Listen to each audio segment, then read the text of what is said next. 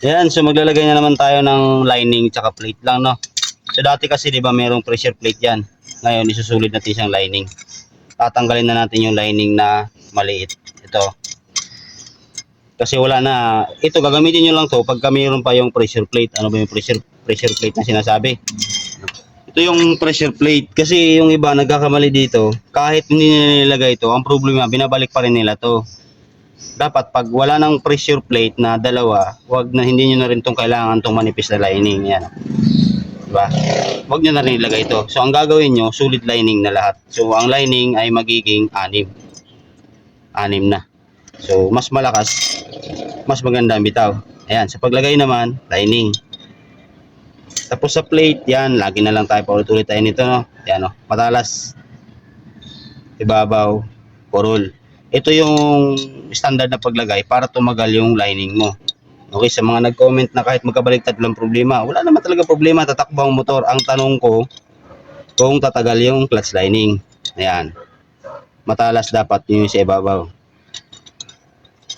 Kaya nga, di ba may salitang standard? Pag di mo sinunod, di substandard ang tawag doon. Oh. Dapat matalas lahat sa ibabaw. Sa lining, wala namang problema kahit baliktad lang problema, no? Sa plate lang tayo magkakatalo.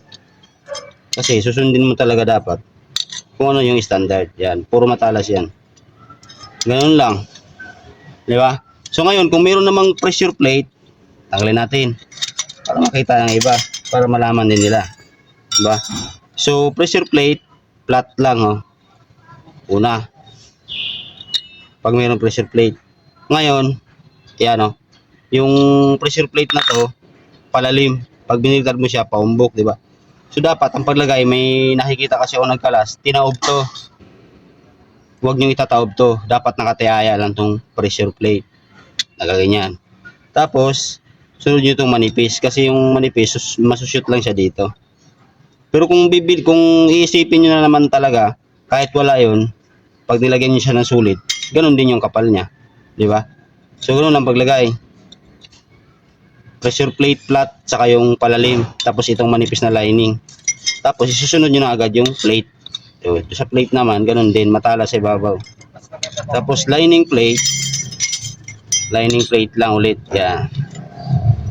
Lining. Plate. Lining. Plate. Yan, ganyan lang. Basta kung ano yung matalas, yun yung sa ibabaw. Lining. Plate. Tapos lining. Tapos diretso natakip, no? Ganoon lang ang paglagay ng may pressure plate. Okay, so sana nakabigay na naman tayo ng idea. Ngayon kasi ang gagawin natin ay sulit na natin siya ang lining. Okay, so yun lang.